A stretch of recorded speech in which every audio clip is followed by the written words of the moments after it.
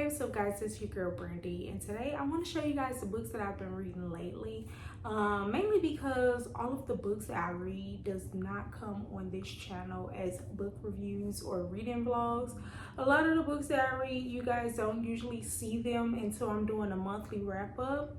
And I felt like I wanted to talk about these books, but not long enough to give them their own separate book review video like I would typically do with some of the books that I read, because I don't do a book review for every single video. I just do book reviews on the videos that I feel like are either super popular and people really want to know if they should read it, or made me feel some type of way, typically a good way, and I just want to express my feelings and recommend that book to you guys. That's not to say that the other books that I read are terrible books. It's just that they didn't either make me feel a type of way, or they were not a popular book, so I didn't think people would actually want to watch a book review for that particular video. So I know you guys already seen my May hopefuls, and if you don't remember in that video, I mentioned that, and aside from the hopefuls, I'm going to read whatever Libby allows me to read, because we don't know the day or the time, sis. We don't know. Libby just drops the books and we gotta fit them in whatever time frame they give us. Typically for my library, I get 21 days. So let's just say from Mother's Day weekend, which this is the weekend after Mother's Day, I've got 6 books released. Some were ones that I actually put on hold, and some were books that my library did not have, and I just tagged to notify me once you do have them. And y'all, they was just dropping out the sky. I was like, what the world? Okay, all right, so y'all want to challenge me to get through these books, and because I am very competitive, I love a good challenge. So the first book, I already kind of mentioned this book to you guys in my library vlog with my baby girl. We did read and finish Nutty the Movie Star by Dan Hughes. And like you guys know, I do not rate kid or middle-aged books. I just let you guys know if it's good and if I feel like you should read it with your little one or get your little one to read it. And y'all, that book was funny. That book was funny, okay? It was a funny read. And me and my baby girl ate that book up in less than a week. Like, we were literally on top of the book. As soon as we got the book, we read it, and I kid you not, I was in my bed cracking up reading this book. And my husband was like, is that the book you and, my daughter's name is Olivia, is that the book you and Olivia is reading? And I'm like, yeah. And he's like, and you laughing like that? And I'm like, it's funny. And one of the scenes is not a spoiler, but one of the scenes, the little boy went to California because he was trying to be an actress. And when he came back to school, he lied and he told his friends that he went to a certain part of California, but then he also said that he seen Eddie Murphy. Y'all, when I say I cracked up, I cracked up. So long story short, me and baby girl really loved that book. It was a very fun, easy, get to the point read. It was under 200 pages, which I really liked. That was the goal because I knew I had a lot to read this month. So if you are looking for a book for you and your child to read, I highly recommend Nutty the Movie Star because it was really good. The next book that I read, and I'm not sure if I'm gonna do a full book review on this one. I'm still debating. I want to, but I'm not sure if I am. Like, I documented enough to do a full review on this book, and I might still do it, and y'all might see me do it with the same outfit on, because I might do it after this.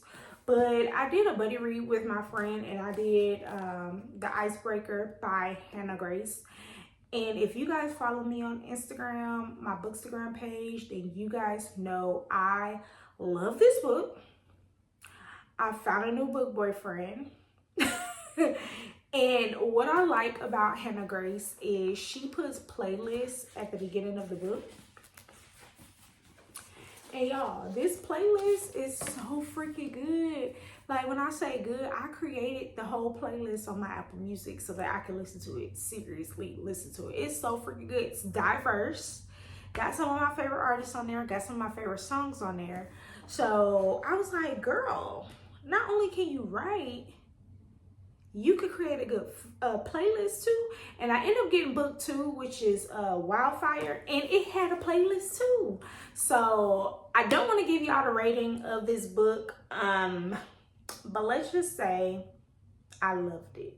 And you guys will either see the rating when I do the book review, if I do the book review, or you guys will see the rating when I do my May monthly wrap up. But if you've been hesitant on reading a hockey romance, y'all, it's good. I ate it up. Me and my friend, we ate this romance up. We had good conversation about it. Like I said, I am a basketball romance girl. Never read anything hockey. Like never. I just knew the hockey was gonna throw me off, and it really didn't, because it's not overwhelming. Like the main male character is a hockey player and the main female character is a figure skater. And I mean, that's just what they do. It's not like they go into detail about the hockey games to where you're going to be confused at what the heck they're talking about because it's a hockey game, because that's not even what the book is about. It's a romance novel. So highly, highly, highly recommend this book. If it's not on your radar, I really feel like you should read it. Like I said, once I flipped that last page, I bought it. I know we were all trying to participate in the Amazon book sale, and the price on the second book actually did decrease $2, child. So I was like, let me go ahead and get the second book because I want the second book. I love Hannah Grace's writing. Like her writing is amazing. And like I said, if I do a reader vlog, I'm going to give you guys so much more tea on this book in a reader vlog. The next book that I read that Libby App just dropped out of the sky and was like, hey sis, here go that book that we didn't have and now we have. You still interested? And of course I was like, yeah. What you mean? Let me find a picture of it. I got it in my iPad. I'm like, yeah, what you mean? Of course I'm ready for it. And it is Brooklyn by the late Tracy Brown. So I wasn't sure if I wanted to own this book. I own 2 of her other books, which I absolutely loved. I think I eventually want to own this book because it was really, really good. Let me just say that. The book was really, really good. Definitely something I will add to my collection in passing. It's not one that I'm just geeked or eager to buy. So that's why I wanted to check it out from the library, because I have so many books on my radar. I wanted to read this one, but I was not ready to purchase this one because I have so many other books that I'm ready to purchase. But I did get the audiobook, and y'all, the narrator on the audiobook is trash. I'm gonna just let you know this off the rip. I know that's what a lot of people have been talking about since the book released. I think it released back in March, if I'm not mistaken. And yes, the narrator is trash. I think when it comes to narrators, for me, I always want 2 narrators, a male and a female, especially if there are multiple point of views in the book and they contain males. If you are not an actor, and I don't know if this lady's an actor, I don't even know this lady's name, but I feel like she's not an actor. But if you are not an actor, then suggest that you get somebody else on your side to help you, because she was doing, not only was she doing male and female point of views, she was doing people who were from down south, and she was trying to talk country, and it just wasn't working for her. Like, I think she was talking, think she was overdoing it, especially for someone who lives in the country. I really feel like she was overdoing it. Mind you, I'm from the West Coast, but I now live in the South, and I just feel like she was just overdoing it. Like, period. Like, it was trash. But I did listen to the full book at work, and it was very, very good. The story was so freaking good, and it kept me entertained. So whenever she did cross over and change her voice, it just made me laugh because the book was very entertaining. I did post a review on this book on my Bookstagram page. So let me just give you guys some thoughts about this book before you guys even try to get into this book. So I'm not gonna give you guys a rating because of course I already put it on my Bookstagram page. So if you follow me on Bookstagram, then you've already seen it. But over here, I'm just not gonna put it into my wrap up. But so for the quick summary of the book, I put Brooklyn is a pastor kid that is trying to find her own identity by harming everyone around her. The end. Like, literally, that's exactly how the book went. She was a PK. Like, she was a PK. Her parents lived a certain lifestyle that was not Christ-like, and she noticed that, and something very unfortunate happened to Brooklyn. And that unfortunate thing that happened to Brooklyn, she kind of used that to her advantage to act out. And so if you are familiar with your typical PK, then you know they're likely to be closed in, shut in the church all the time. Their parents are not allowing them to do the typical teenage things. And with that, I feel like they become more sneaky and naive. Not naive, but more sneaky. And they will sneak and basically do what they want to do. And she did.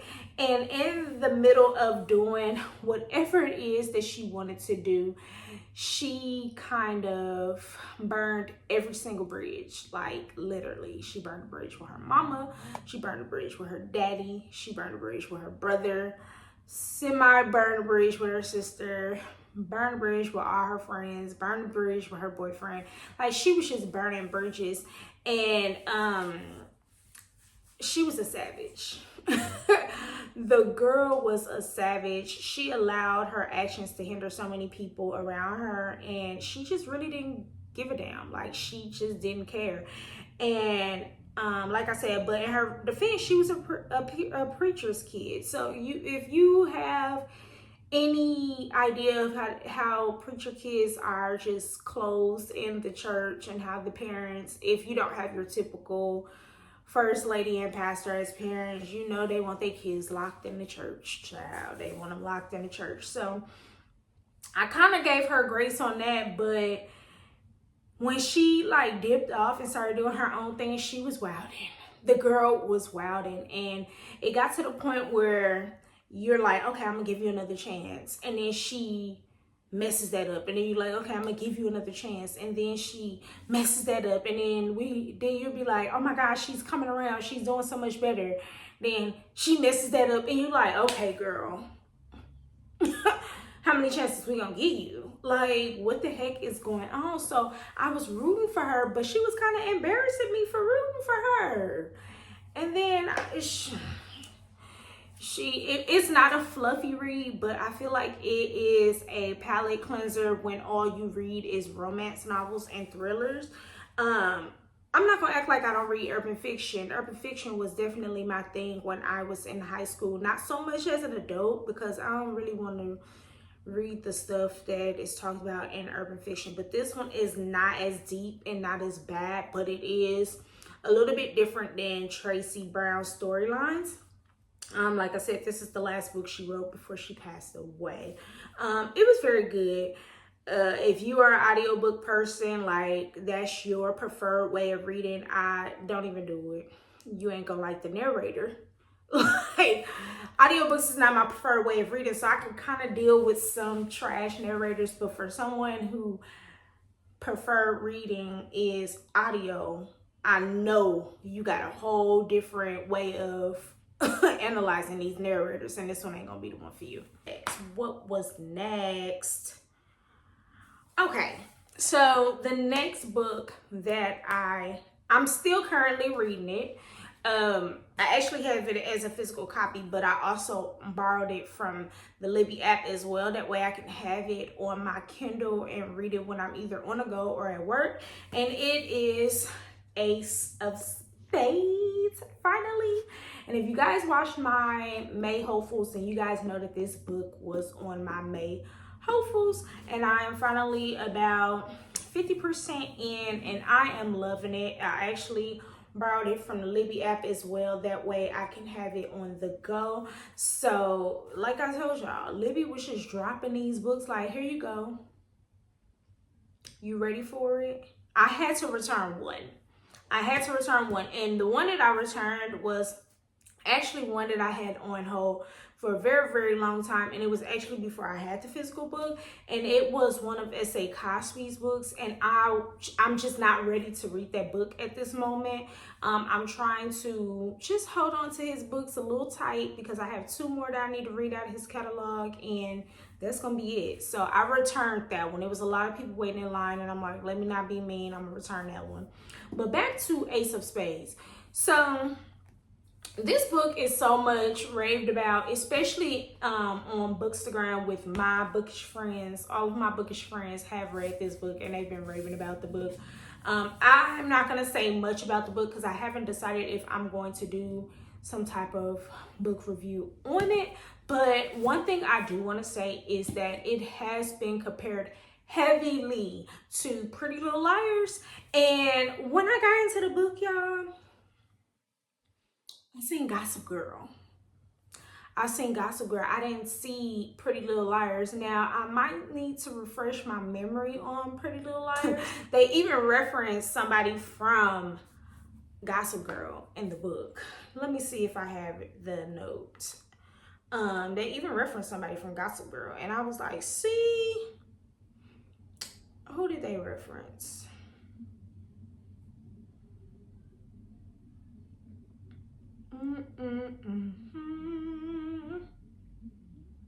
I think I took a picture.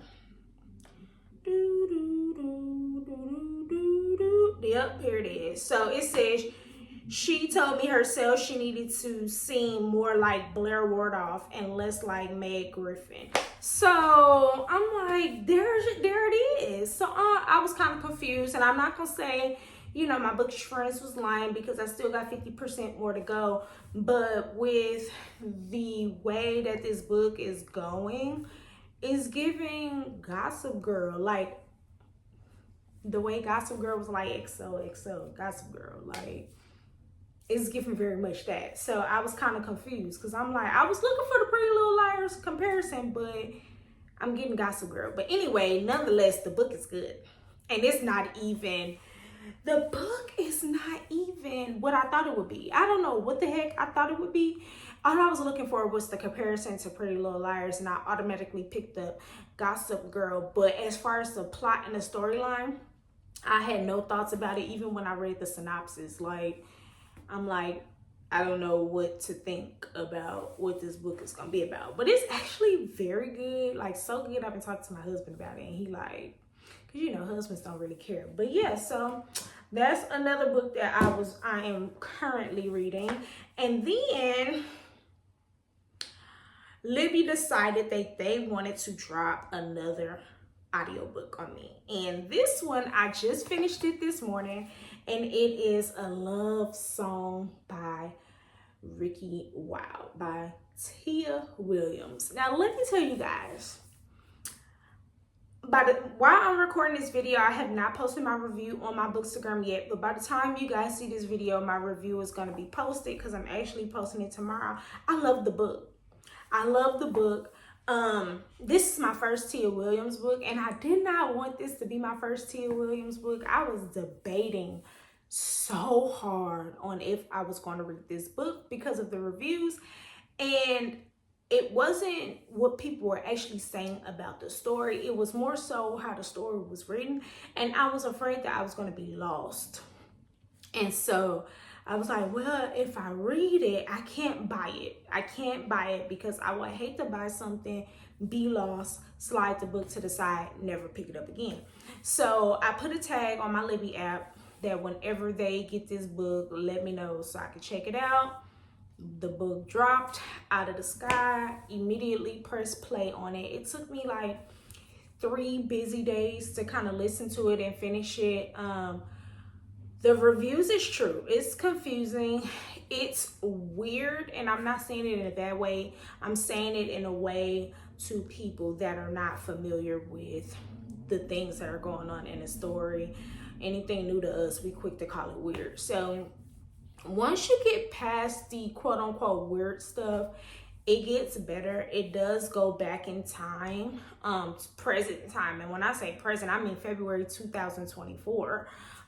So it does go back in time and then it comes back to present time, but the two stories are related, and it kind of explains why things are happening in present time when they go back to the past.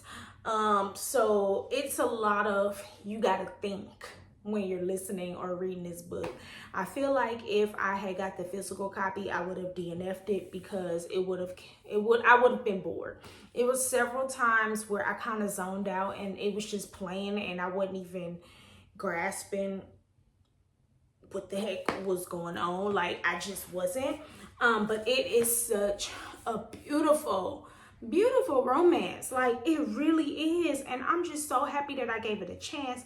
And that's why I do not go based off people's book reviews, because if I did, I feel like I would have just missed out on a wonderful book. So this is what I'm going to put in my review tomorrow. And I don't know if I know for sure I'm not doing a book review for YouTube, because I don't have much else to say besides what I put for my review on tomorrow. But I said, first, let's give Miss Tia a round of applause for such a beautiful love story. This book is definitely something I didn't know I needed. Like, my goodness, it was so good. Second, now I understand every single mixed review I've seen, because before deciding to dive into this story, the reviews make sense. Like, they just do. Even though they're mixed, they make sense. I was very hesitant on diving into this one because, one, it's different, and two, this would have been my first novel by the author, and I didn't want something so different to determine whether I read any more of her stories. And I got another book of hers. I got 7 Days in June, but I'm glad I read this book. Personally, I feel like if I didn't do this one via audio, I wouldn't have gotten through the novel. I was confused at first, and if this was a physical book, I would have set it down. The way we were able to start in February 2024, then go back in time, was amazing. We really did need that point of view to understand what was going on. Once you get that part down, then it's up. Like, the story is so good. My favorite quote in the book was, "Parents work hard so their kids can have choices. That's true privilege. Not being tied to a life you don't want out of necessity." Like, I love that quote so much.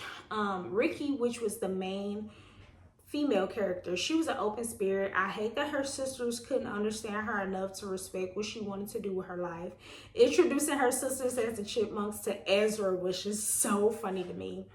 Ezra sounds like a fine young old man. You gotta read the book to understand the the young and the old reference. Like, you gotta read the book to understand that. I don't want to give you no spoilers. Him putting those sisters in place was like, yes, okay, yes sir, do what you gotta do for your girl. I can very well see Ezra being everybody's book boyfriend. Miss Della gave me Erykah Badu as a fairy godmother vibes, and I loved her so much. Like, I was like, dang, I wish I had a fairy godmother. Tuesday, which was Ricky's best friend, gave me big Aries energy, and I'm not talking about the March one, I'm talking about the April one. Her telling Miss Della that Ezra was a serial killer took me out. Like, y'all, I was cracking up. The ending was amazing. The epilogue was amazing. I highly recommend this book. If you guys have been just looking at it and looking at the reviews and you couldn't decide, like, just do it. And I highly recommend that you do it as an audiobook. And then, because it's set in February 2024, please read it this year. I feel like you reading it this year is very, very important because of the events that happens this year in February 2024. If you get a chance to read it, please read it before 2024 is out because it's a wonderful story. Highly, highly recommend. I'm gonna give y'all my rating when I do my monthly wrap ups. So my last book, and I actually started it today, is my group club pick for May. I'm really, really late on getting this book started, and I think it's because usually my book club book is the book that I read at the top of the month, so I can ensure that I get it out the way because it is priority. But a lot of my friends that are in a group book club, they read it at the end of the month. And I'm like, well, that kind of makes sense because your mind is fresh. And when we're discussing it, you can freshly discuss it. So I was like, let me try it. So I finished the Ricky Wilde book, and I was getting ready to pick up Ace of Spades, but I was like, no, let me go ahead and start This Can Be Us by Kennedy Ryan. This is part of the Skyland series. I've already read Before I Let Go with my book club on last year. So it was a given that we was going to read this year. So I was like, let me go ahead and just start it because this is a different type of story than the Ace of Spades. So I won't get my thoughts crossed. This month I've really been reading one book at a time, which is not typical for me, but I just don't want my mind to be going crazy. I got other things going, so I didn't want to pile up so much stuff when it comes to reading. And I also didn't want to fall into no reader slump either because that has been so common these past 2 months for a lot of my bookish friends. But I read the prelogue and then I read the author's note. What I can say is I love that we get some autistic or however you say it, either reference it, autism or autistic awareness. I love that, especially because I have family who has autism. So I'm very, very excited to get through this book. When I read the prelogue, I'm like, am I gonna cry? Am I gonna cry? Because the prelogue, I was like, this book is probably gonna make me cry. So I end up reading the prelogue, sitting the book down, and taking a nap. And now I'm up recording this video. I don't know if I'm gonna make a book review on this one for the YouTube. I feel like I am because it's been a popular book. It's a new release. So I probably am, I don't know. But I'm almost always going to post book reviews on my Bookstagram page. So even if I don't do a video book review, you can follow my Bookstagram right here and it'll be over my Bookstagram. I post every book review over there.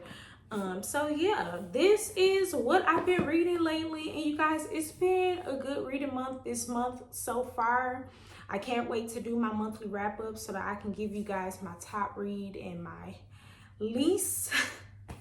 I'm not gonna say least because all of the books I've been reading this month have been good. So I can't wait to give you guys my monthly wrap up. And yeah, y'all let me know what y'all been reading. Have y'all been in a reading slump? Have y'all been reading some good books? Let me know because I'm always looking for book recommendations. I think right now I'm looking more for Black romance. And when I say Black, I mean the male is Black, the female is Black. I don't want no interracial couples, nothing against it. I have a lot of books with interracial couples on my bookshelf. More of them are from Kennedy Ryan. So I've been on a hunt for some good Black on Black romance because that's just where I've been lately, in a mushy, lovey-dovey mood, okay? So yeah, that's all I got for today, you guys. I hope you guys like this video. Give it a big thumbs up. Don't forget to like, comment, and subscribe. And until next time, peace out.